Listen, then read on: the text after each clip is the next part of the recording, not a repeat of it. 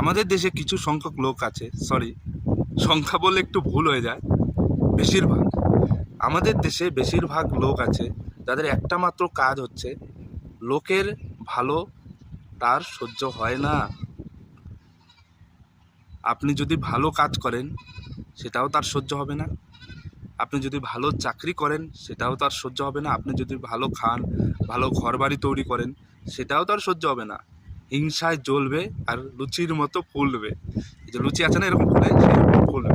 বিশেষ করে যারা চাকরি করে, ধরুন আপনি চাকরি করছেন, তাহলে আপনার আশেপাশে যত লোকজন আছে না, আপনার সাথে ভালোভাবে কথা বলবে না।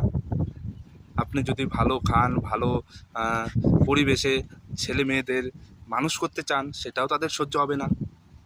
অনেক ব্যাপার আছে। সোজা কথা, অন্যের ভালো কেউ সহ্য করতে পারে না।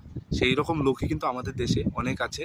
আপনি যদি ভালোভাবে থাকতে চান, তাদের জ্বালা যন্ত্রণা হবে, হিংসায় জ্বলবে।